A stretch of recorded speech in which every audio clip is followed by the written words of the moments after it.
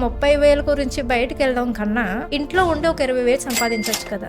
Recent times లో నీతి ఆయోగ్ లోని ఒక రిపోర్ట్ ఏంటంటే చెప్తుంది, లైక్ 100% లో ఓన్లీ 24% ఉమెన్స్ మాత్రమే వర్క్ చేస్తున్నారని చెప్తున్నారు. అంటే ఆల్మోస్ట్ లైక్ 24 పీపుల్ అనుకోండి. మ్యారేజ్ అయిన తర్వాత మనకి కెరీర్ ఉండదు, ఏం స్టార్ట్ చేయలేము.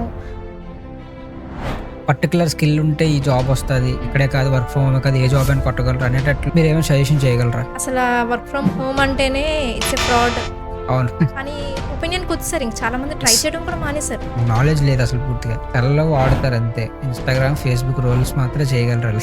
ఇలాంటి వాళ్ళు కూడా ఉంటారు. మరి వాళ్ళకి best possibility almost 80+ work from home jobs నేను చేశాను వితౌట్ పేయింగ్ 1 రూపీ.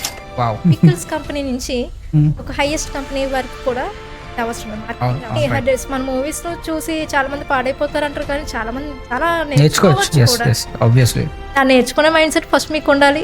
సమంత గారి మూవీ సంబంధించి ఓ బేబీలో ఆకాశంలోన తనకి అందరూ ఉంటారు అందులో, సన్న అందరూ ఉంటారు. But she has some own individual mind set. So అది ఉండాలి. And she faces so many her song వింటూ ఓకే ఇది జరిగింది అని, బికాస్ మన పెయిన్ పాయింట్ గుర్తుంటేనే మనం సక్సెస్ అవ్వగలుగుతాం. సో నేను సక్సెస్ అయ్యానంటే మీరు కూడా ఖచ్చితంగా సక్సెస్ అవ్వగలరు.